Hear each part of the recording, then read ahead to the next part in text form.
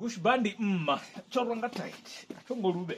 Now yandu na lacha locha, it is what it is. Bana bamkala rikodo dokaiza seju riba venda riba tuba mvelele riba tuba rushaka ratoni po bana bamkala rori rishiko kaiza oi wakaradzi oimba nyimbo za daba za Matamba Riri hai hapo biwe nishiko tasela nandi dote usi nandi dote no koimba uvavi venda uneli mwanzi narera liwananga kaye bana bamkala ha linela vichigubu muomva chigubu muomva riko nibona zo ngofunesa zo daba zo imba Matamba zo nyako richinyana shango uri uchinisenza niko difanira na afkadra mara inako manga uri ninifi chigubu muomva we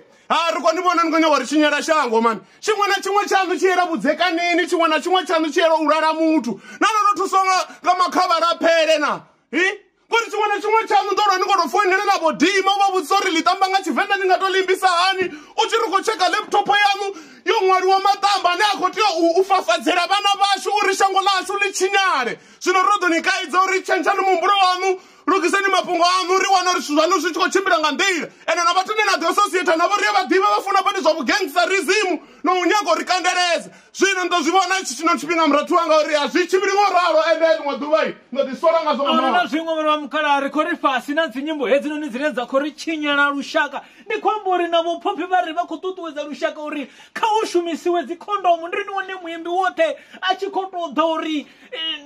chorwanga tight achongoruvera ndochigwinyedzera hafi ndochigwinyedzera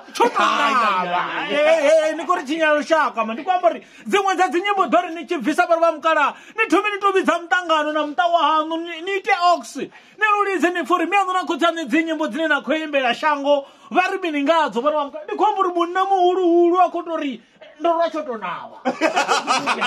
hai man ndiri chikotovona mutu achikotori acholanga chiyanduni ndochigwinyedzera ndiri nafaniko fori hoi muredza ndone muredza unokoto yakarushaka rwacho ngori chinyera chako man yo bloody fool Gushuba Ndi MMA ndochijuguje